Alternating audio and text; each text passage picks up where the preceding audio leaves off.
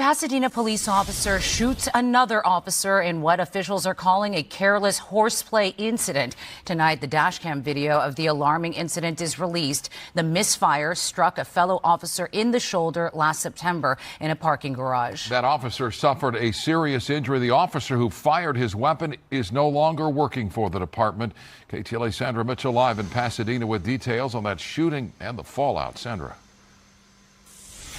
Micah and Cher, this video is wild. It clearly shows the shooting, and now that officer has been let go from the force, and he could face criminal charges. In an incident described as disturbing and dangerous, a Pasadena police officer shoots and seriously wounds a fellow officer. The shooting resulted from officers engaged in unsafe and out-of-policy horseplay involving loaded firearms. The Pasadena police chief today releasing a statement and the dashcam video. A gunshot, smoke, a shattered windshield, and a really embarrassing incident for the city. It happened in September at the department parking structure. An officer standing by a police SUV points his service weapon at another officer approaching in his patrol car. After the officer reholsters his weapon, the officer in the car fires off a shot. During this interaction, the driving officer's firearm discharged, striking the front windshield of his police vehicle and subsequently the left shoulder of the officer that was standing outside. The injured officer grabs his shoulder, now grimacing in pain. The video is disturbing. Pasadena Mayor Victor Gordo. It shows what I consider to be juvenile and very dangerous conduct on the part of police officers. The wounded officer has recovered from his injury. This officer who was shot is fortunate to be alive. And it's a reminder to all of us that even in the hands of a trained professional, weapons are not to be played with. So the mayor told me tonight that the administrative part of this investigation has concluded, with the officer being let go from the department, separated, as they say. The criminal investigation continues and is being sent to the LA County District Attorney's Office. We're live tonight in Pasadena. I'm Sandra Mitchell, KTLA 5 News. Sharon, Micah, back to you. To all units, proceed to your post assignments. All units, proceed to your post assignments. That's the sound of the police. Whoop, whoop. That's the sound of the beast. Yeah, baby, it's episode 37 of Probable Cause on June 30, 2026. Jeff Norman and Greg Dillon, the FBI whistleblower, with you, as we always are on Tuesday nights. And tonight, our special guest for the second time is Nils Grevillius. He's a legendary private detective based in Pasadena, California, a city whose police officers shoot each other only occasionally. And he is the author of a brand new book called The Last Lawman, the true stories of a private detective. Good evening, Nils and Greg. How are you gents tonight? Very good. I think I'm pretty good, Jeff. How are you? Well, thank you for carefully considering the question so as not to give a false report. We do have a former police officer here who knows all about false reports. That is a crime, is it not? It's supposed to be. Well, potentially, right? Yes. It all depends who looks at it. Right. Well, Jeff, okay, so the Pasadena police have some problems. And this is the least among them. Pasadena policemen are like other policemen. They're going to engage in a little horseplay now and again. This time somebody got hurt. That's all. I don't mean to minimize it, but, you know, people are going to do stuff like this. The department took the correct action, firing the man who discharged his weapon negligently. In the locker room ceiling at Rio Hondo Police Academy, which used to be the police academy that Pasadena police used, there was a pistol shot hole with a plaque next to it denoting the final day of police service for the cadet who negligently discharged his weapon into the ceiling in the locker room.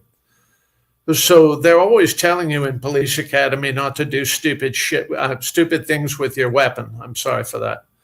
Oh, don't worry. We can swear here. It's perfectly fine. Well, I mean, some people take offense at it, Anglo-Saxon vernacular, but so things like this do occasionally occur. When I was in the Army, they had a clearing barrel next to every arms room, every range, where you stuck your M16 in and pulled the trigger before you handed it over to the armorer. And so they expect to have problems. Just occasionally somebody gets caught. I'm going to point out that this is really small potatoes compared to other problems Pasadena police has had in the recent past. Fair point. There used to, it was just, there used to I just wanted to find something that was sort of an ode to you and your hometown. And this is what's in the news, you know, but I agree with you. You know, it's much like this incident. I can't remember what the player's name is, the one who put her fist up against Caitlin Clark's neck. I think she's kind of thuggish based on other things she's done, but the fist actually isn't that big a deal because she didn't punch her. Simply touching your knuckles to somebody's neck, unless it was meant as a threat or something, but I don't know. You know what I mean?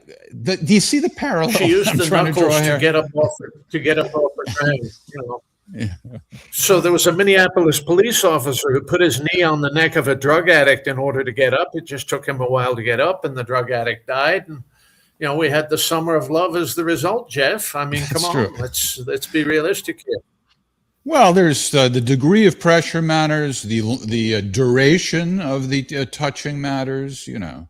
The environment in the basketball game, and the basketball, Caitlin Clark, who's always complaining about not having a foul called, just got up and didn't ask for a foul, and nobody said anything about it at the time.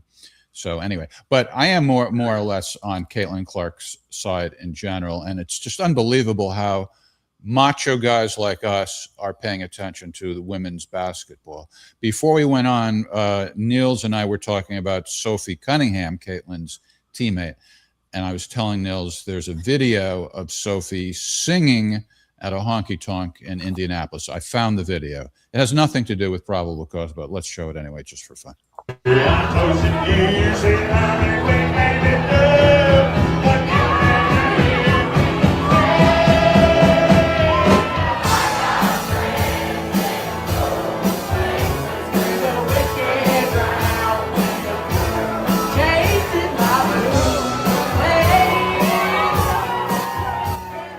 Is that a fun girl or is that a fun girl? She needs to come out of her shell a little bit more. Yeah. Right. Wow.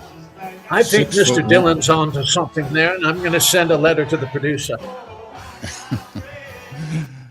All right. Anyway, let's talk about Nils's book. Boy, how is it going through life with an S at the end of your name and people never knowing where to put the apostrophe, let alone pronounce it? Nils's book. Is that how to say it? Or Nils? Well, you book? can say Nils book and put the apostrophe at the end of Nils, which is incorrect in all ways. I used to briefly date a Lithuanian girl named Rasas Mikalonas. And between the two of us, we had enough consonants that you could break your jaw trying to pronounce every one of them, right? I believe it. How about the All book right, well, of anyway, Nils? That might get around it. Say that again? The book of Nils. That way you don't have to struggle. Oh, yeah, right. Grevillius also ends with an S. So Grevillius, also ends with an S. Anyway, I read the book completely, I might add, from front to back cover, leaving no parts unread. And I thought it was a great book. You were a great guest when you were on a couple or so months ago, so it doesn't surprise me. And one of the things that I really liked is that the focus was on you as a private detective. But what some people do when they write memoirs is they also go into way too much minutia about their childhood and this and that and blah, blah, blah, blah, blah. You didn't do that, but you did give us a taste of who you are and what your relationship is with your parents. And I thought it was the perfect balance. Did you give that part of it much thought, how much to talk about your family, personal stuff, as opposed to your career? I did give it some thought, and my editor gave me some correct trajectory on it. less is more, but the part that you provide must be meaningful. It can't be space filler. I didn't put any space filler in my book. There's no fluff to it. No, I agree. Well, why don't we start with the relationship you had with your parents? Your father was an alcoholic. Your mother was very hard to please, and you have a sister who for years has had a drug addiction problem, and you and your wife adopted her. Was it son or daughter? Well, it was a little boy. My now ex-wife and I adopted him at birth. He was, if you look at kids like this, they are a statistic. And what is the statistic? The sperm donor was a Mexican heroin dealer, and the mother was a woman with lifelong drug addiction issues, and the child was born addicted to heroin and abandoned at a county hospital. So the statistic is, statistically, he's supposed to fail. He's already supposed to be in the system. He should have been aborted, according to some people. I believe that as long as a man or a woman is alive, they have hope. And I never wanted this child from the moment that I adopted him until this day to ever think that drinking or using drugs or being criminal or failing to do your absolute best is acceptable or normal. So that kid is a combat medic in 215 Cavalry at Fort Benning right now and wants to be a heart surgeon. Okay. Well, good for you. You should be. You have a lot to be proud of. You know, you come across as a very, I don't know how to put this. Let me try to put this diplomatically. Careful now, Jeff. All right. A tough guy. That's not an insult. Oh, no. But it turns out that you have a heart, too. I'm a cream puff. You should know that. Now, Greg has mentored kids, but you've never gone so far as to adopt one, have you, Greg? No. I got a little bit of a late start in life with the marriage deals. So my option was the mentoring. Well, that's nice, too. I have neither adopted a kid nor mentored one. So I am, essentially W.C. Fields. All right. So your mother used to tell you that your chosen profession was useless. She discouraged it, but you went ahead and you did it anyway. But let's start with before we do that, a word from our sponsor, if I may be so bold. That's Gold Co. From precious metals IRAs to direct purchases of gold and silver. Goldco, our beloved sponsor, has helped thousands of Americans diversify and protect their retirement and savings every day. In fact, Goldco is the #1 rated precious metals company in the nation and has earned more than 8,000 five-star customer reviews for trust, transparency, and service. So if I may be so bold to encourage you to go to probablecause.gold, the name of our show, probablecause.gold, and request your free gold and silver information kit. And then you can be as wealthy as Nils Grevillius. Grevillius. Why is the I pronounced like an A? Come on, Nils. Put me out of my misery. Tell me, satisfy my curiosity. It's so that I could extinguish myself from the other Grevillii massed around the planet, tens of millions of people afflicted with this last name. I assure you, I am the only Nils Grevillius in North America. There may be one extant in Sweden right now, a cousin of mine, and a dead one planted in the frozen ground of Sweden, another cousin who was a conductor and composer who worked very closely with Jussi Björling, the tenor who occupied the same space as Pavarotti in the 50s. So your ancestors are Swedish? My ancestors, Jeff, are Normans, oddly enough. It just means man from the north. My father had the most Norman name ever, Norman Grevillius, Norman Edwin Grevillius. And I think originally the last name was de Greville. And when they got run out of Baja, Scotland, to the northern coast of France, and then eventually back to the North Country, they had to strip the DE off the front of the name and put the Roman suffix at the end, denoting nobility, of course, in Denmark and Sweden and Finland and Germany. All right. I'm not sure you answered the question, but I'll play along. Well, who was William, Duke of Normandy? William the Conqueror, yes? I was asking you about the pronunciation. What nationality is the name? It is Norman. It is a Norman name. yeah. The Normans, there is no longer a Normandy other than on the north coast of France, right? But it wasn't even where they were from. It's the ethnicity is Norman. They are. And your father's name was Norman. So yes. Do you see me as a father figure? Incorrect. I think it's Greg who sees you as a father figure. I see you as a media figure and one that I must behave and obey when I'm in close proximity to. All right. So you launched your career, oddly enough, it seems, if I'm connecting the dots the right way. I'll let you tell the story, but let me set it up. It seems that you hired a hooker named Velma, but you hired her not for the usual reason, for a different reason.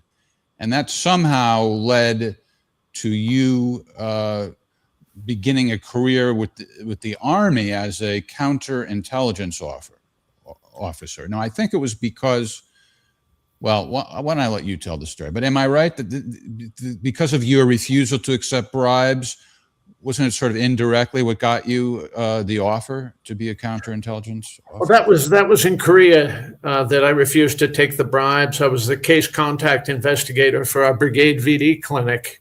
And I didn't know that, this was in addition to being a squad leader in a reconnaissance platoon.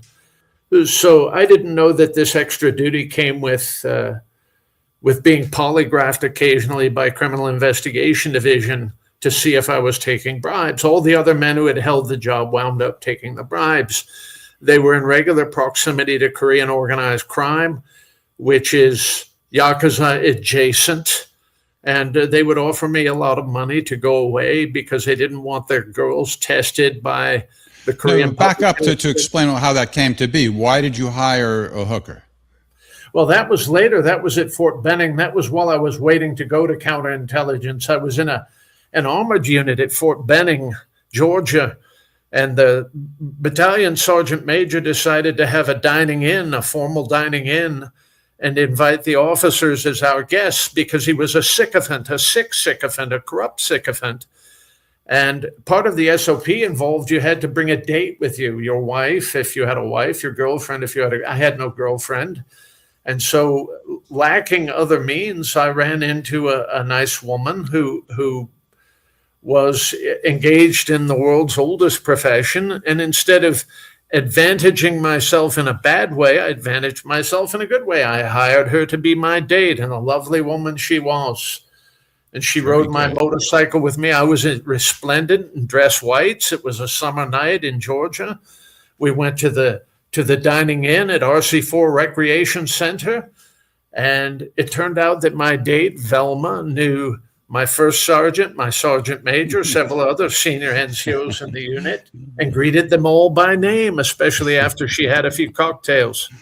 And that reminded, the song Dixie Chicken by Little Feat? Oh, yeah. Yeah. You know what else this reminds me of? There's one other person who, at least in the world of comedy, hired a hooker for a non-traditional reason. Oh, and that was Larry David. Yes, Curb Your Enthusiasm. That's right. He did it because he was trying to get to Dodger Stadium, and there was a traffic jam, and he hired her to sit in his car so he could use the carpool lane. You see, he doesn't have any sand at all. I'd have just used the carpool lane. That's what Greg would do. Well, he was being urged to do that by, I guess, his wife was on the phone. Let's take a look at that clip.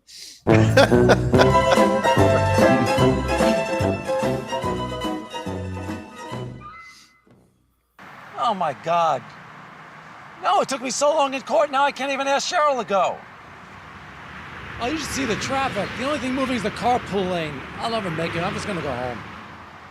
I'm not gonna use the carpool lane by myself, because I don't want to. Well, that's the difference between you and me. All right, goodbye. Hey, Daddy, you want a date with Mama?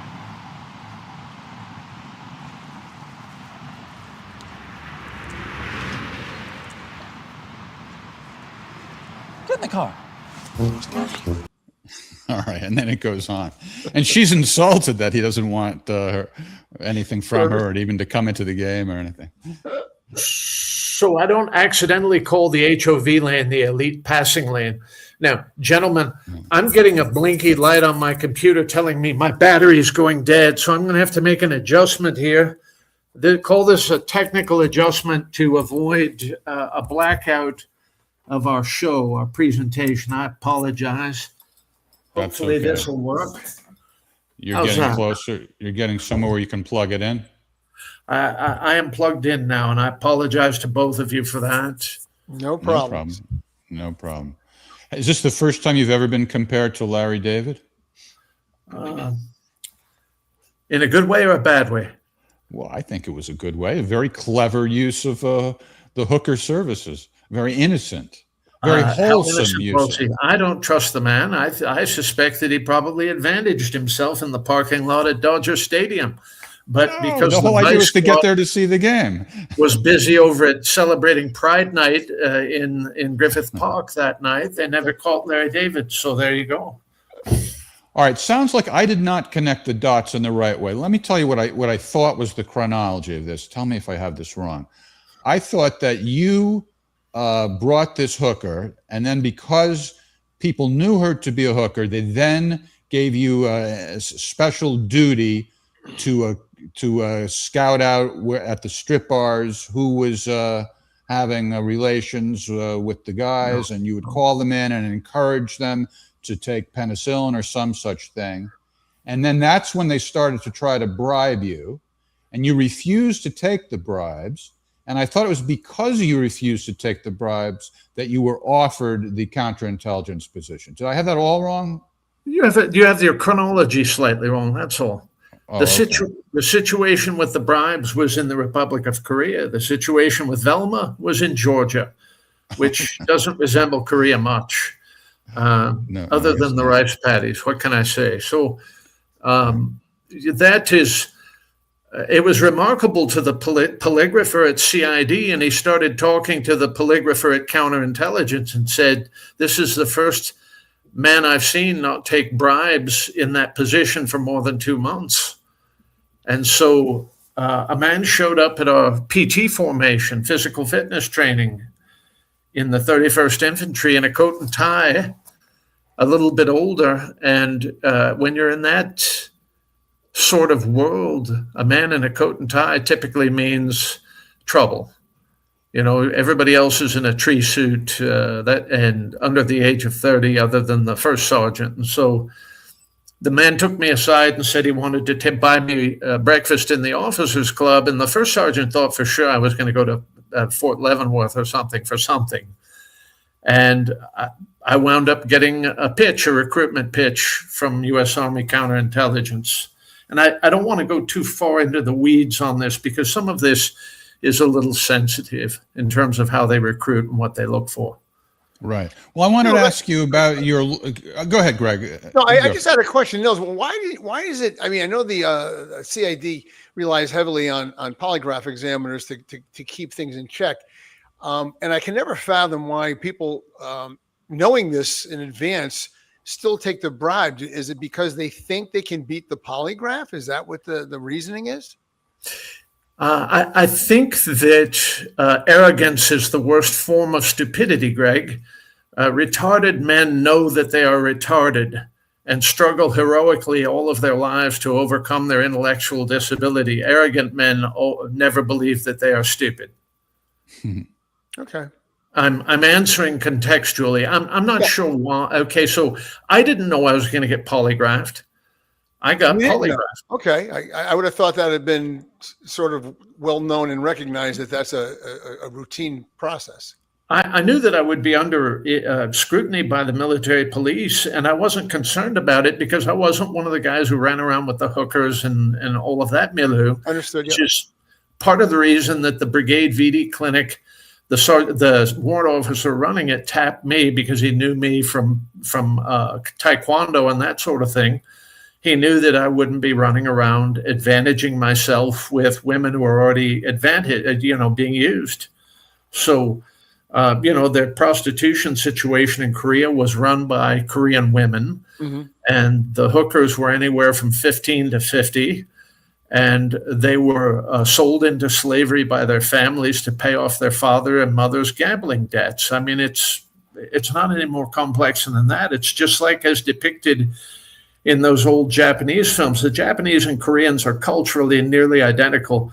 Well, their organized crime element is identical. Yeah. No, my confusion was, though, why these Army officers find themselves in this situation time and again and somehow think that they're going to be the exception to the polygraph. Well, they don't tell them in advance, well, by the way, Frank, you're going to be polygraphed 5 weeks into this. No, but word gets around, I mean, amongst the rank and file, that if you have this job, you can expect a polygraph probably within 6 months. Greg, it was a highly transitory job. I was only in it for 5 months, and it was only a 1-year tour of duty. And, rumors fly around that CID's in this and CID's in that. I never heard that CID was in on this. Now, when CID would regularly polygraph, it involved black marketing. The guys working around the PX and the NCO club, that sort of thing, black marketing cigarettes and whiskey and that sort of thing. Yep. And again, even though I was a bit of a drinking guy, I never got caught up in black marketing. What I ultimately learned about the polygraph is very interesting, and I'm going to say some of this here. The poly is a machine. For a polygrapher to be a good poly man or woman, and they have to be a very skilled, gifted interrogator. Absolutely. It is just a piece of equipment. It's almost a prop, Nils, really. Indeed. Greg is saying something very wise here. And if the subject on the box does like a Kaiser Sose and puts a kernel of doubt into the back of the mind of the operator of the polygraph, he has already defeated the poly, because the poly can't be used in court. And they can have every suspicion in the world, but nobody can file a felony case based on a poly. You might lose access to this, or they might no longer that, or whatever. They might continue their pursuit of you by other means, but they can never make a case on you based solely on a poly. The poly, as Greg said, is a prop, a fulcrum for a lever to move you in a particular direction. And once the polygraph examiner has convinced the subject that they will not beat the box, they win, because they're going to eventually either get a confession or the person's going to storm out and say they want an attorney. There was a polygraph man at LAPD who retired maybe 25 years ago named Irvin Youngblood, who was a very fierce Southern man, a black man, who had lost a leg in Korea or Vietnam and couldn't be a cop. And he was the most respected and feared poly man on the West Coast at one time. And Youngblood would do this thing, particularly to cops who were being polygraphed by IA. He would get it right up on them. And when he's wrapping the thing around their chest or, hanging onto their arm, he'd get right in their face and he'd say, "Ooh, you scared. I'll tell you what, boy, if I'd done what you did, I'd be scared too. When you get to prison, bad shit gonna happen to you, boy. I'd be terrified of these motherfuckers." And they'd cop out before he even turned the box on. Wow. I got scared just hearing that. Yeah. Well, so, even worse, or in my opinion worse, but more severe, is actual torture. And it was in this era that you became introduced to torture, and that it was apparently regularly used. And I was a little surprised, if not downright taken aback, by what a strong proponent you are of torture. You're almost taunting people who believe otherwise. And I always I'm not a proponent of torture. I'm a proponent of forced interrogations, Mr. Norman. Let's be very clear here. Torture is proscribed, highly illegal, Hague Convention, Geneva. You don't want to be in blue pajamas in The Hague in a padded cell for 7 years eating oatmeal waiting to go on trial like Slobodan Milosevic now, do you, young man? Well, you didn't sugarcoat it like this in the book. I'm being coy necessarily here. All right. Well, hang on, stand by. Let's define torture. Tell Nils Grevillius what torture is, please. Well, for a pussy like me, if the hot water's a little too hot in the shower, that's torture. But in general, it's, I don't know how the official definition, but inflicting extreme pain on someone to get them to give you information. Do you know what the National Lawyers Guild is?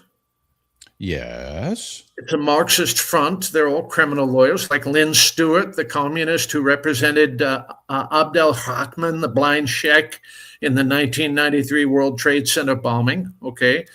According to the National Lawyers Guild, asking anybody anything beyond what their name is and not accepting when they give you a fake name that it's not their name, that's torture. Okay. Any sort of pointed interrogation without 15 communist lawyers present is torture, according to the ACLU and the National Lawyers Guild. Okay.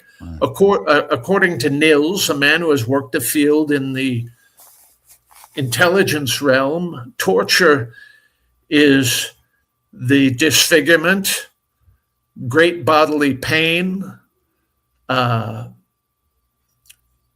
emotional pain inflicted serially and jointly for the purposes of either making a subject confess to a crime, give up intelligence information, confirm or deny a particular situation, all against his or her will. That is probably torture. Now, some would say that waterboarding is torture. I consider it a form of baptism, Mr. Norman. All right, but you didn't let me ask the question. Okay, in the book, you made an argument that it's effective, and you were mocking those who claim that it's not effective, as being plainly it is effective. It is effective. Pardon me? It's effective. It's effective. Why won't you let me ask the question? Okay, maybe I'm taking too long. I got to talk faster, or too many words. But basically, the argument that I've always heard is that it's not reliable because people will just tell the torturer whatever they think the torturer wants to hear to get them to stop. And that seems like I try to put myself in that position mentally, of course. Like I said, too much hot water scares me. But if I were in that position and I didn't have the information and the torturer was trying to get information out of me that I didn't have, I might just make something up that would be what I think they want to hear to get them to stop. Why does that not happen? Oh, it happens all the time, of course. But they also give up the things that are true in addition to the things that aren't true by the time they've reached the point that they're willing to make something up over and over again. And the man or woman managing the debrief, meaning the interrogation, has things to compare it to. It's not occurring in a vacuum. There are other sources of information. Let's say cell phone intercepts, emails, text messages, stuff recovered off of hard drives, the one-time pad that you find cashed up the man's rectum when you haul him in for his waterboarding. All of these things amount to things that can be sussed out, compared to that sort of thing, and he might make some things up the first time, the 15th time, the 100th time. But eventually, a skilled interrogator is going to get down to the brass tacks with the man, and he'll either give it up or maybe he'll expire in the process, right? But torture works, and the reason intelligence agencies have done it for 5,000 years is because it works. And when somebody goes in front of Congress and testifies and says, torture doesn't work, he'll just give up anything to make it stop. And so we should never do anything like torture. It's just happy talk. It's like a screen door on a submarine. Okay, it makes your congressman happy. That's it. All right. Well, that's what the argument was in the book. Greg, when you were a police officer and you tortured suspects, did you find it to be effective? I never had to cross that line, and you know what? It never worth the risk in law enforcement. The military is a whole different animal, and intelligence work on an international level. But as far as the traditional police work, it's just certainly not putting yourself at risk in an effort to make a case. They didn't have cameras back then either. You could have gotten away with it probably. Can we return to the Pasadena police? Sure, why not? There's no rules. I used to work for a bondsman who had been a Pasadena police detective well after I was out of the Army. And in the 50s, early 60s, they would bring some felony suspect in, that sort of thing, who might be a little high or drunk. And they'd put him in a cell by himself. And then one of the detectives would dress in a pink bunny suit and go in and beat him up, smack him around a little bit, and then leave. And then the other one would come in, and the guy would be cowering and say, leave me alone, please. And the detective would say, what's your problem? And he'd say, well, the guy came in here in a pink bunny suit and beat me up. And the detective would say, I think you're seeing things. And he says, hang on, you probably need some breakfast or coffee or something. And he'd go out. And 5 minutes later, the bunny suit would be back in beating him up. Okay, so it's gaslighting on a detective level. Of course, this is proscribed behavior. It's against the law. Greg Dillon would bring the FBI in and investigate an agency that, practiced these things. Well, back in the day, cops were artistic in the same way that criminals were artistic. That's how I look at it. Did they beat confessions out of suspects wrongfully? They sure did. You can bet the bottom line that they did. And it's malpractice as a police officer. Some of it was effective, most of it wasn't. Recently, an arson suspect was tried and acquitted. The U.S. Attorney's Office on the Palisades fire used a series of arson experts to try to prove, by dint of cellular data and other things, that the man had actually done this. Well, one of the expert witnesses for the defense is a friend of mine, a retired sheriff's arson investigator. And in looking at the man's profile and looking at some of the testimony, that sort of thing, I can only conclude that this man is such a weakling that if he had actually done the crime, he would have given it up. So they were onto the wrong personality here on an arson. And I think they just put these people up on charges to try to exonerate city officials for what's effectively municipal malpractice in fire management. That's all. In other words, we're going to do something and we're going to put this mope up on charges. And he's immediately acquitted because it was obvious to the jury. Well, Greg describes himself as a boy. In his book, he described himself as the Boy Scout type. You have several different categories of the police officer. So I, of course, was kidding when I asked if it was effective when you tortured suspects or people in the custody of the police. But were your colleagues doing it?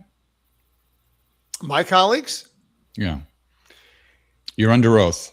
It's funny.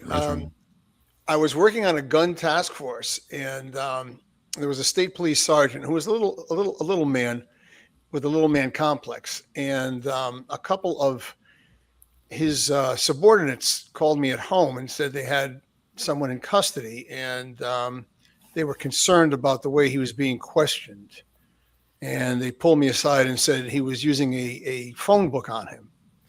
I showed up, and that was the end of the interrogation, and nothing came of it.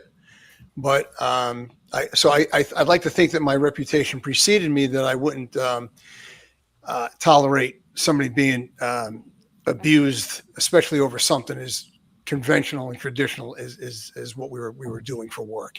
If it's, and I want to draw a difference. If it's someone who's kidnapped a little girl and we think that maybe she's in danger of expiring within the next couple of hours, it would be a different set of circumstances, which I think I could be more flexible with. I think we call that moral relativism. Yeah, maybe that would be about a better. Why put a name to it? Why not just call it doing the job? Hey, Jeff, I will share with you one that I did enjoy though, because it was like more, I think, like psychological torture, but it never rose to physical torture.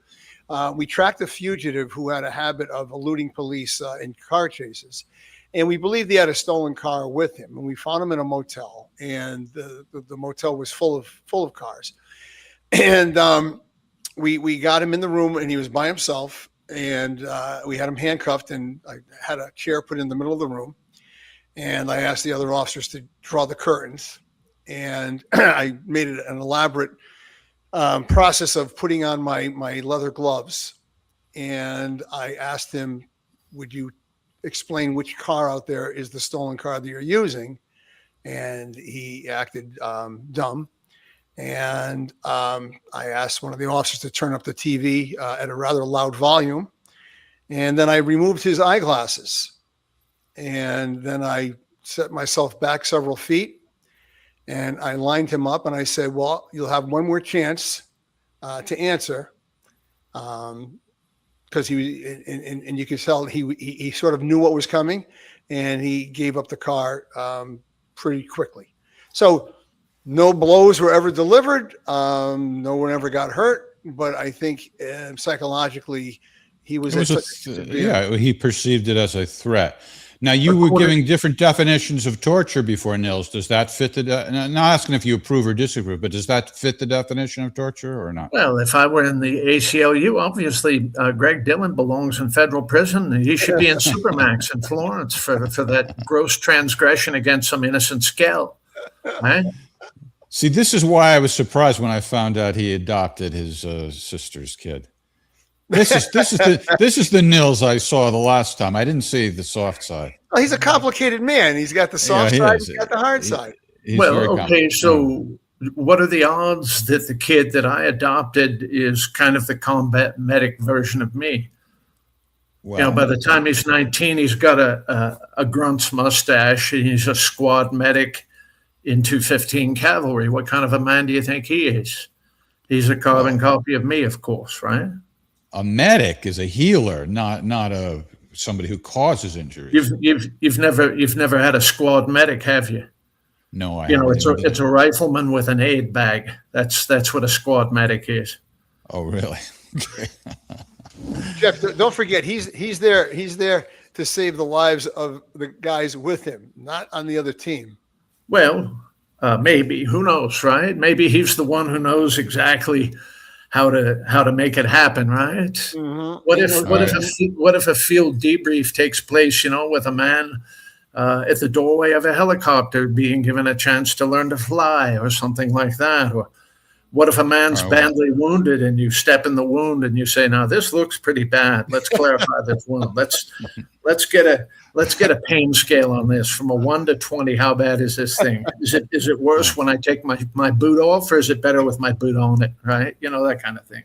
I don't know. I'm not accusing my son of being like me, but he is a little bit like me. He's my son, right? Yeah, it's only natural. I'm not all right. Well, clearly, I've lived a sheltered life. But let's move on with the life of Nils.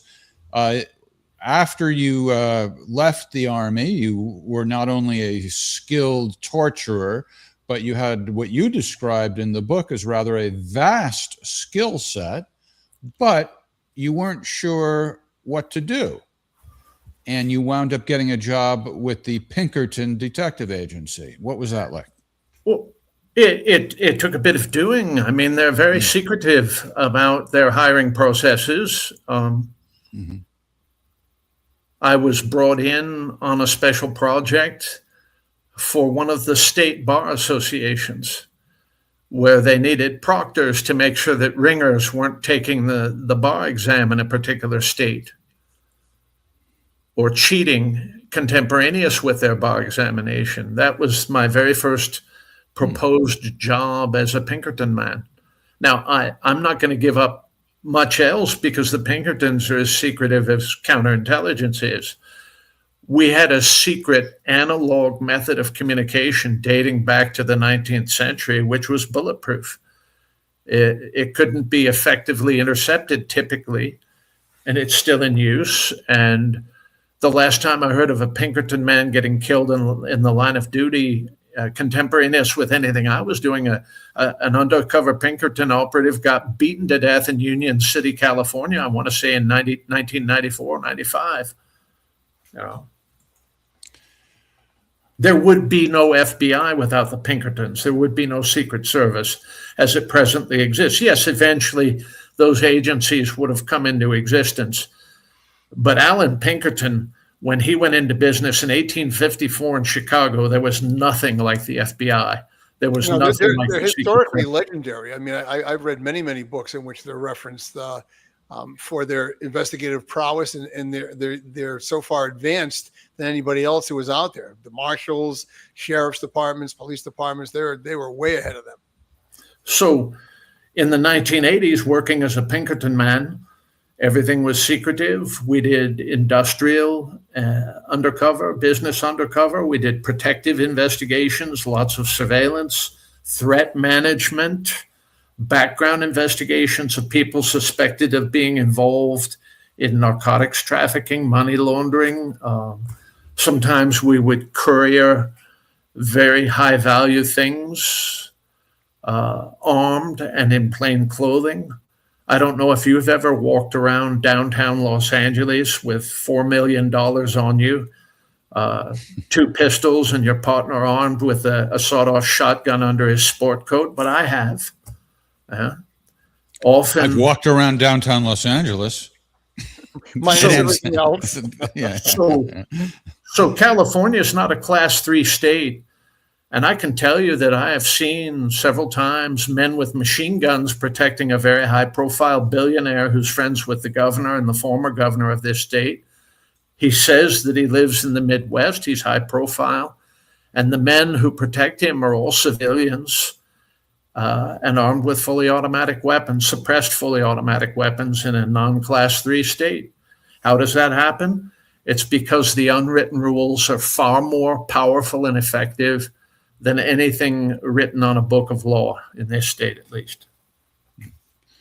So you were drinking quite a bit during this phase of your life, and got you in, shall we say, hot water when you were employed by Pinkerton.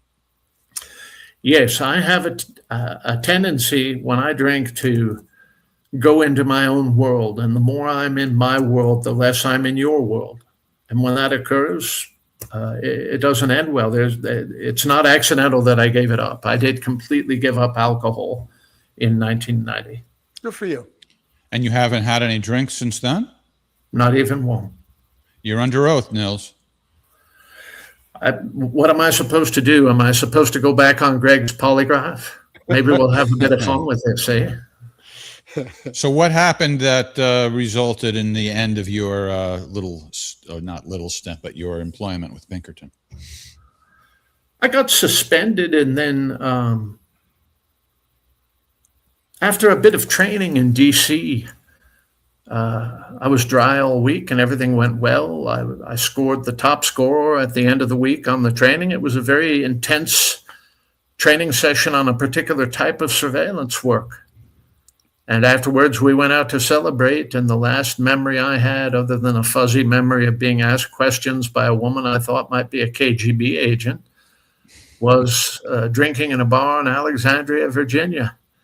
And she got to her supervising special agent prior to me getting to mine. That's what I'll say. So I wound up under suspension and an investigation and then all this. And eventually I made good with it. I got relegated to the penalty box for a while. And then the man running the Pinkerton service and Pinkerton government service decided to hand me all of the things that were a little too hot for them after I gave up the sauce. So as of 1992, I was getting some pretty sensitive work, and I'm not going to comment on it, but I would get the things that were nitroglycerin for them. You know, I was their safety valve. I thought that you said in the book that the drinking episode ended your employment there. I did end my employment there. I was no longer a W-2 employee.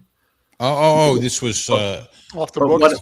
Contracting worker, or what do you call a Right. vendor? What happens when somebody comes to you and says, will you please handle this for us off the books? Got it.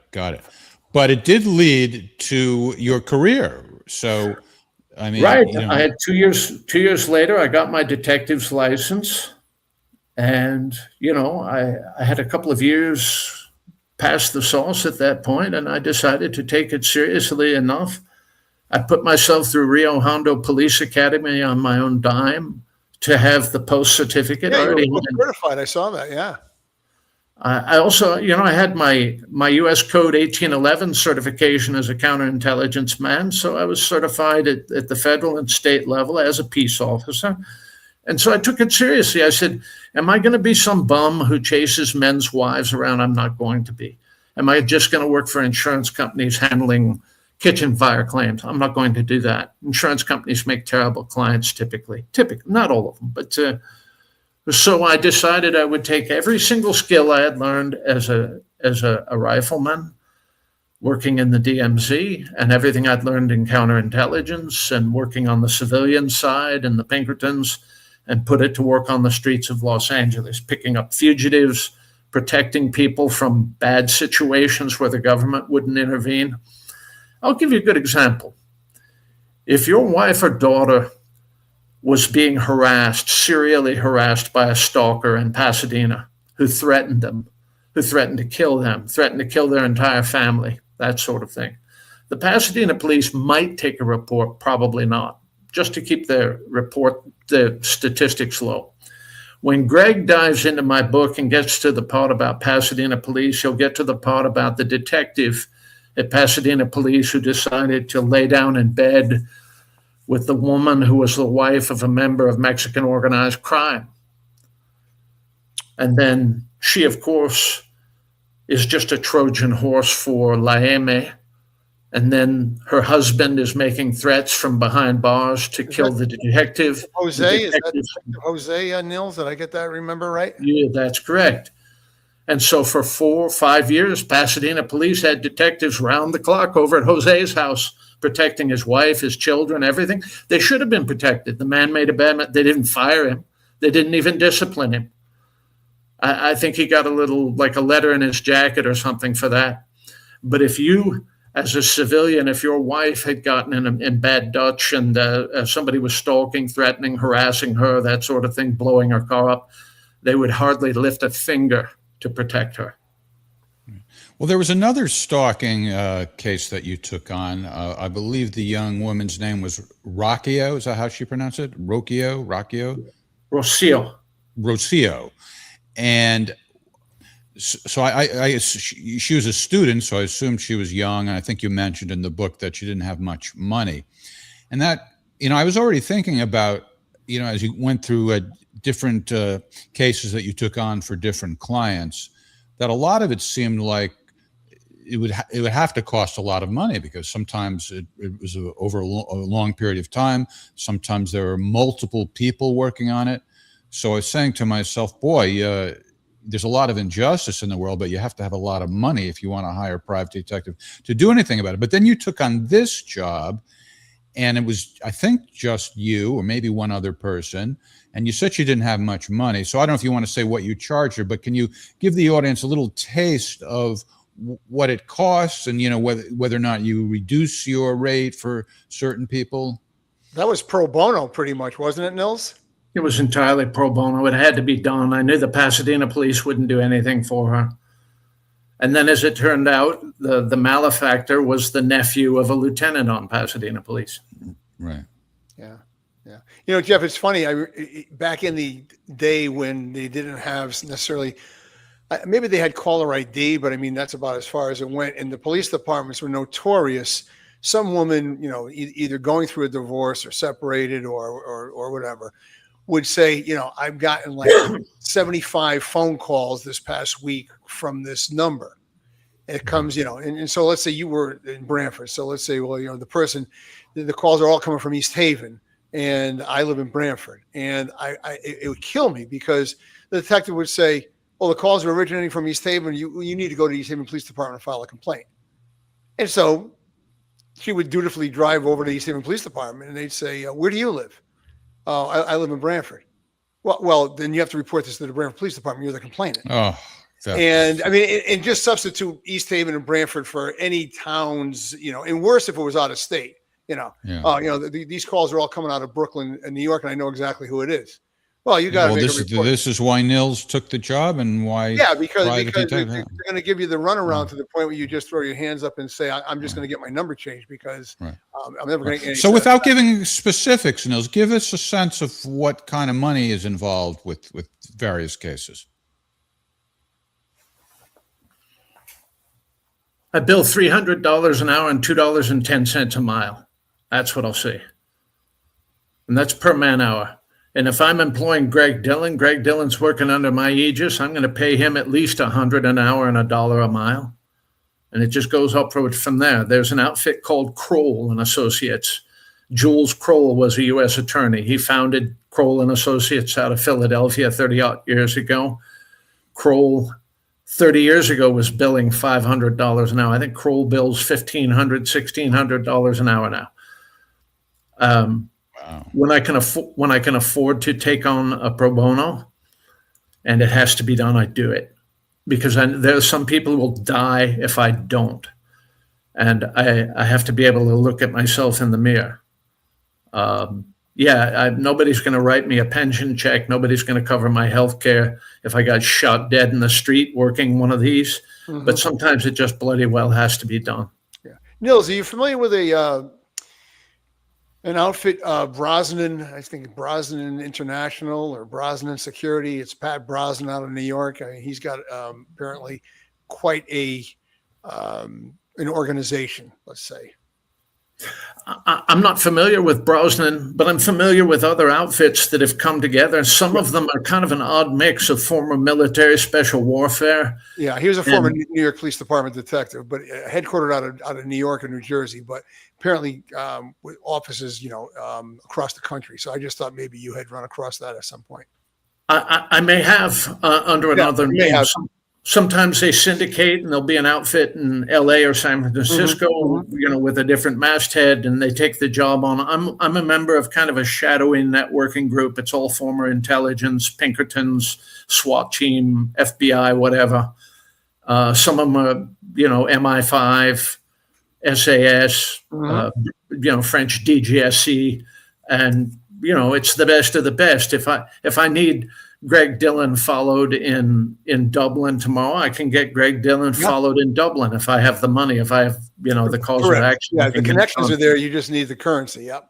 Right. So a lot of people are completely unaware that such a network of, and some people might suspect it. It's like out of a Frederick Forsyth novel or something like that, but that's really how the world works. Yeah. If you're relying on public agencies to protect you, you'll find yourself like Spencer Pratt or my sister. My sister lost her house in the Altadena fire, and nobody's going to do anything. The fire department didn't even come around and give an evacuation order. She's in a wheelchair. My nephew is the one who got them out. Without him, they'd have died. I couldn't get over there because the freeways and roads were closed for 2 other fires that were occurring contemporaneously. So if I'm relying on my government, it will never bloody well happen, which is why often when people tell me, well, you can't do that, it's the role of the government. You're not a trained professional. Like you saw that mayor, Victor Gordo, talking about trained professionals playing with guns in the Pasadena police garage. How professional were they? How trained were they, right? Somebody wanted to bring it up the other day about trained professionals and this sort of thing, the training of ICE officers in Minneapolis, let's say. And my response to her was, well, how well trained were those bureau people who burned down Waco, Texas? They were all superbly trained, but they were following the bad orders under bad advice of a bad attorney general. It's not on the officers, it's on the suits and skirts that gave the orders. And you'll notice when something really bad happens, the suits and skirts are happy to blame the men with the badge. Mm-hmm. Yeah, a close personal friend of mine was on site there. He was one of the hostage rescue team operators with the FBI that was there for the duration of it. And yeah, he highly professional, extremely capable and well trained. But you're right. When the marching orders come down from the Attorney General's office, then everybody jumps to it. Well, we have somebody watching on Rumble who's trying to stir up trouble here. Let's see how Greg handles this question. Mystery Man X watching on Rumble says, would Greg Dillon work with a self-proclaimed former torturer? Well, I didn't. There was Would a you? follow-up. Would I? No. Okay. All right. Mystery Man X is so confident of himself that he's a mystery man. Yeah, right. Hey, I wanted to challenge you about something much more serious than torture, and that is you called my favorite bar in Los Angeles a wood-paneled sewer. And I agree, HMS Bounty is wood-paneled, but to call it a sewer, that was my favorite bar. Why would you call that a sewer? That's what the bar looks like. And that is the front room. And that's the back room. Look at how charming and full of character. Speaking of character, the clientele is so eclectic. People young and old, all types, and pretty decent food at affordable prices. Checks all the boxes, yet you call it a sewer. How dare you? How dare you? Well, it is kind of a wood-paneled sewer, not for the decor or the quality of the beverages being poured or any of that, but for the quality of the criminals resting their elbows on that mahogany bar, Mr. Norman. Well, maybe so. I never noticed that there were that many criminals, but I did. Those people look at the guy in the white shorts. Fine, upstanding man. Well, you're going off of one stock photo, Jeff. I know. I used to hang out there, though. I mean, that's what I'm going off of. Actually. In the 1980s? No, in the 1990s through 2021, I hung out there somewhat. Maybe they upped their game after that. For a couple of years, I lived in Koreatown and lived within walking distance of the place. So during that phase, I was there a lot. You ever drink at the Brass Monkey? That was kind of a near miss for me. I went in there a couple of times. I wasn't into the distractions. What were they doing? The karaoke and the whatnot. I wanted conversation and food and drinks. Not 1988, 89. The Brass Monkey was a hangout for the Pinkerton service. Our offices were at Wilshire and Normandy. And very close to HMS. There was a tranny who was a cocktail waiter there, and it was sort of a joke to try to suggest to the FNG that he try to get Juanita's telephone number. Jeff's favorite group is Bad Company. What's he talking about? Is that a joke? Well, everybody has to know how to have a good time. Right. So, bottom line, was HMS Bounty a good bar or not? In the years that I was bending my elbows, I had nothing to complain on. My observation was related to the milieu that I found myself in working on that particular caper. I've been back since. I had an investigation involving a lawyer who was extorting his own clients and had to spend several days in there pretending to be a prospective client of this particular lawyer. And to really be in character, you had to be knocking back a few drinks, right? I didn't touch a drop of the stuff. It was in my hands, but never in my mouth or my heart. All right. So Los Angeles is obviously a city with a lot of crime, a lot of corruption, and so forth. I'm wondering, are you noticing what sort of a trajectory is it on now? About a month or so ago, I guess it was, there was a raid between federal agents and LAPD at MacArthur Park. And then I think they came back a few days after that, and they were going after organized crime that was parking some stolen goods at the shops around there. And I had the feeling, and it's hard to tell when you're just watching, news clips on a computer screen, but I had the feeling that there was a little bit more support for cracking down on this crime than usual for LA, because usually the activists in LA are all like, be gentle with the criminals. We don't want to violate anybody's rights and so forth. What's the mood like there now in Los Angeles? Well, the city had to go along with this reluctantly. The chief of LAPD, McDonald, wanted to do it. And if the suits at the top of the city government had had their way, it wouldn't have occurred. This was strictly action from the DEA, FBI, and ICE. And LAPD went along to, quote unquote, keep the peace and derive as much intelligence as they possibly could from the arrests. This has been going on, obviously, continuously, jointly, severally for decades. MacArthur Park, the Salvadoran-owned businesses rimming MacArthur Park, several of them are organized crime havens with a whole protocol for how to buy narcotics there, small scale, large scale, etc. I used to have an informant who was a disbarred attorney who had once been a Navy fighter pilot, who was a buyer for the Crips, who would go in a coat and tie with a woman with a car that was registered, insured, the whole thing, to avoid any kind of unwanted scrutiny. And they would pretend to be interested in this and that. And they had a primary contact with MS-13. And the guy from MS-13 wasn't a guy with spider tattoos on his face and that kind of thing. It was a guy in a coat and tie whose job it was to broker cocaine at that particular point. It wasn't fentanyl. Now, I'm going to point out that fentanyl is very profit intensive for organized crime, because at the back end, meaning the production stage, they have far fewer people, smaller facility. There's more risk to the people doing the processing. They have to wear Tyvek suits and respirators to even handle that stuff, to mix it, to package it, that sort of thing. But they have so few people doing it. The fewer people fewer hands you involve, the fewer chances of informants or cell phone intercepts, things like that.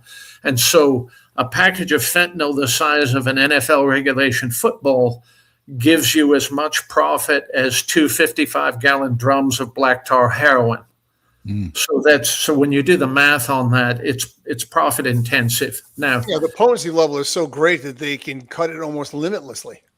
Greg is correct, and they're doing a better job of cutting it now, and they have to, because there's a ever shrinking supply of it coming in, thanks to the closed border, the interdictions at sea and air, that sort of thing. So instead of 8 dead bodies every single day in the Los Angeles County morgue from fentanyl overdose, we're down to about 4.5, which is damn good. It's really good, just since January of 2025. Now, the Los Angeles Times will never credit Trump for that, but it is purely the Trump administration, their initiative, that sort of thing. The other thing they're doing that is intensely wise, in my point of view, is using military combat forces against the delivery men at sea and in the air. Just shoot them down, just gun them down in the ocean, let their supplies sink to the bottom, whatever. Because what it does is it doesn't just take away that supply. It makes it so the people expecting the supply have to reorganize in terms of communications, money, logistics, everything. And then outside the country, it's the same thing. There's going to be a flurry of electronic activity, if you will, associated with the loss of every shipment. And they're always going to be wondering, how did they ID this? How did they ID that? Do they actually have a man in the organization? Now, if all three of us were to read Robin Moore's book, The French Connection, it's an old book. It's from like 58 or 59. It's about an old narcotics case on the East Coast that was done entirely by surveillance, wiretap and physical surveillance of an international narcotics crew. Their surveillance was so tight and so effective that the bad guys started murdering each other in the mistaken belief that there were informants in their midst. Yep. By the time that you're doing that, that's the hat trick. You're busting their men on the street. They're murdering each other. You're busting people overseas. So what Trump is doing is intensely effective. The George Bush war on drugs looked like little old ladies, having their houses raided because their idiot, grandson gang member has a condom full of nickel rocks or whatever. Yeah, the grandson's in trouble. He's doing a bad thing, but they're not going after the top. And when you go after the top, that's how you make cases. And why put men on trial? Why waste tax dollars, putting them in the metropolitan detention for 5.5 years and state-funded attorneys and all of this other shit when you can just shoot them in the field? The profit margin, Nils, as you well know, that profit margin takes a beating every time they lose a shipment because it's not the shipment itself, but it's like, now what do we do to circumvent our traditional transportation modes because they're no longer effective. We don't know how we're being breached, and trying to get people to transport that becomes much more difficult because now they want to be paid a lot more money if they think they're going to be missiled from the air as opposed to just being arrested and let go.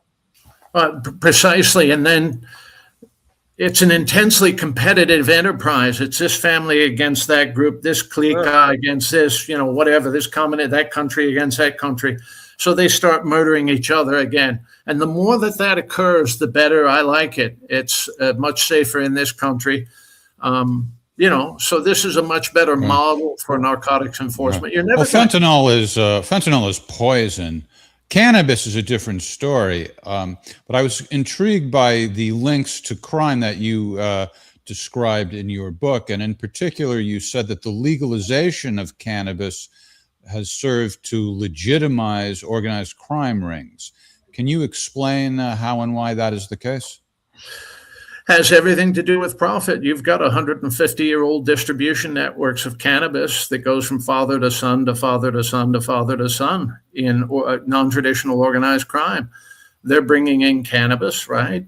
So they get people to front for the legitimate license. 10% of the dope is legitimate, licensed, taxed, etc. When the stuff hits the street, Greg Dillon and his partner, they pull some guy over with half a lid of dope in his car. They can't tell whether it's legal, illegal, taxed, untaxed. They don't care. At that point, the cops don't care because it's quote unquote legal, right? They're not going to spend all of their time enforcing tax laws at the street level. And what people don't know is that most criminal investigation is done by your patrol unit. It's a patrol men and women who make the real cases. The detectives sharpen it up and take it to court typically. So what we're dealing with here is a strengthening of organized crime rather than a weakening of organized crime. Okay. Oh, because these legal stores are buying weed from the dealers illegally. Well, and they're distributing it illegally. 10% of what they sell is legal and 90% is illegal. And they use them. When you say distributing it, are you referring to legal stores or distributing it elsewhere? Yes, all of the above. So if Jeff Norman has a pot shop and he takes in 10 pounds of dope that's legal, he has another 100 pounds that's illegal. Which is more profitable? The stuff that he has to sell for $500 an ounce or the stuff he can sell for $200 an ounce? Right. No, I got that. But I'm asking, when you say distributing, is it somewhere else in addition to the pot stores? Like where else might that be? That's it. So it's just a pot store. So all of this fronts for illegal activity. They're also dealing in fentanyl, ecstasy, cocaine, everything else. Many of them, not all of them, but many of them are. The delivery guy. The pot right. stores? Okay. So let's say Jeff has a pot store. Greg is a gang member and he wants to have the distribution. In other words, somebody gets a dope app and makes a dope app order. He wants a nickel bag of whatever, right? So when Greg shows up to his door, the guy buying the stuff says, I love this green stuff, but do you have any white stuff for me to put up my beak? And Greg says, why, you know that I do, right? And the same guys are also the guys using guns. And what do they use guns for? To rob other dealers. That's why there's a man or two or three with guns in every single dispensary for cannabis. If it was legal, if it was crime-free, why would you need armed men? Is there armed men at the ice cream store? Are there armed men at Thrifty's drugstore? Well, maybe Rarely. there should be to cut down on the shoplifting. Instead, they just let people. Is Florsheim shoes? Do they have some former Navy SEAL standing out front with an MP5 to protect the Tom McCann shoes? They do not. Okay. Jeff, it's interesting in Connecticut, the dispensaries, a lot of them have been closed or closing because for what reason? It was not as profitable as they expected it to be. But they say the marijuana use is higher than ever in Connecticut. But yet some of these dispensaries. Well, maybe because they're operating legally in those stores, and the illegal stuff is happening elsewhere. That's what I was trying to get at with Nils about what else is happening with it. Yeah. Well, so this obviously isn't what was supposed to happen when cannabis was legalized. What could or should be done? I don't think it's a bug. I think it was intended. I think it was intended to destroy, to lay waste, that's what I don't think it was accidental. Yeah, the politicians like to face fart and talk about, we're going to support the schools with the cannabis tax. That's bullshit. Okay. It was just all about lining their pockets. Let me ask you boys a question.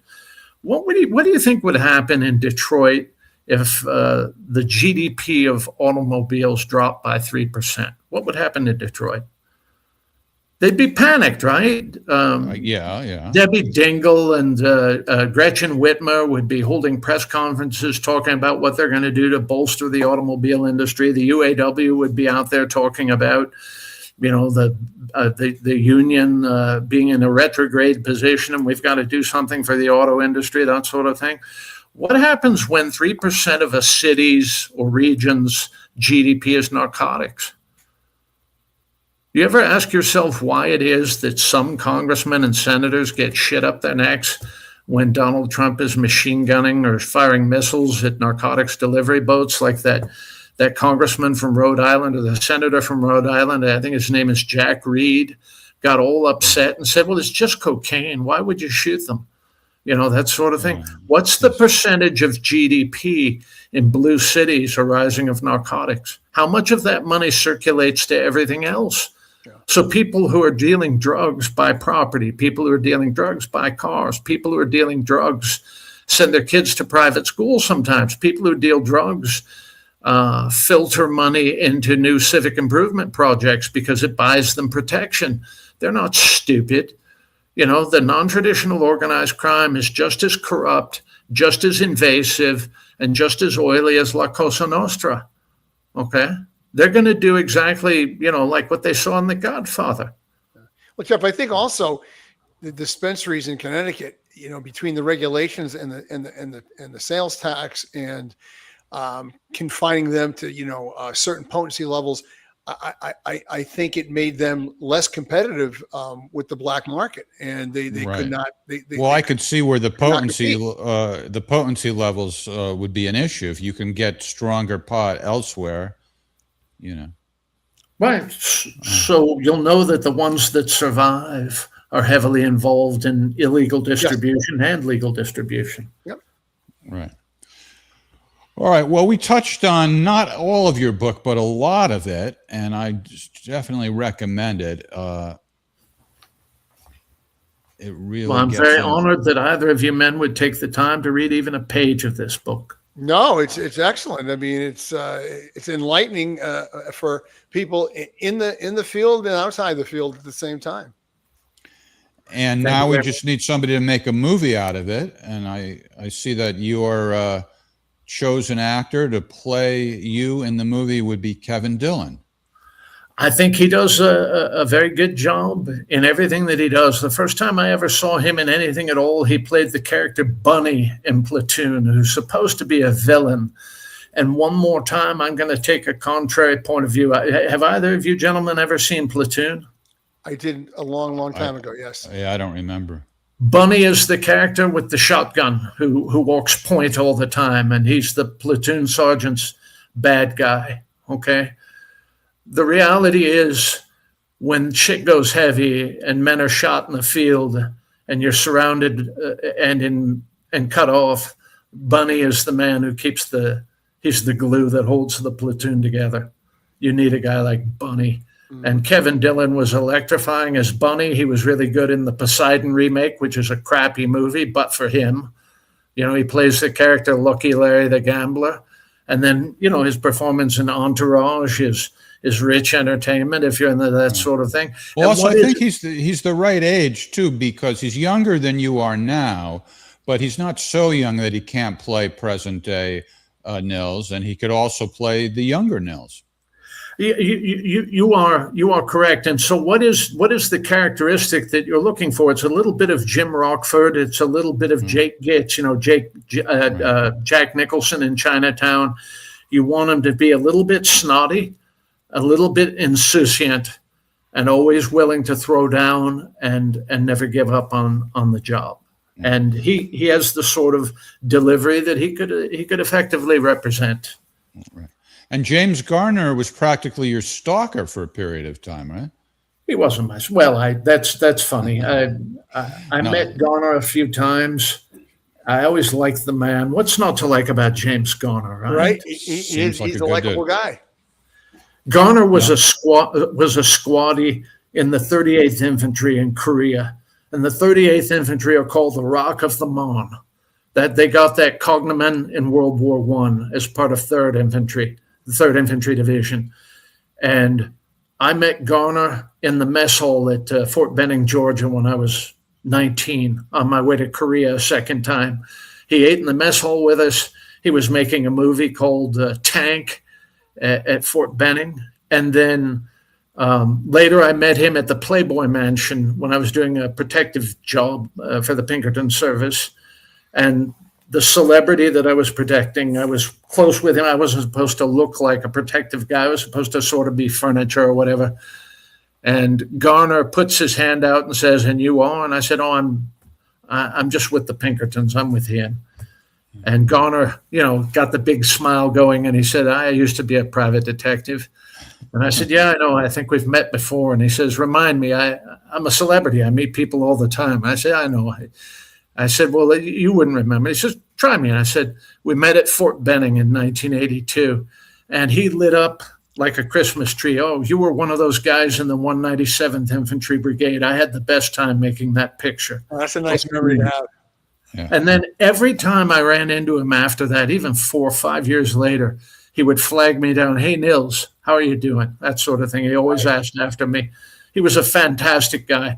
Classic. And maybe 10 years ago, he had already died. I sent a letter to the guy, Stuart Margolin, who played Angel Martin in Rockford, to just thank him for the years of fine entertainment. I never heard from Margolin over that, and I didn't expect to. I just wanted the man to know that I appreciated him. Nice. That's nice. Well, when I lived in Los Angeles, I would always run into Jackson Browne in all sorts of places, just anywhere, not even having to do with the music business necessarily, at a store, at the farmer's market.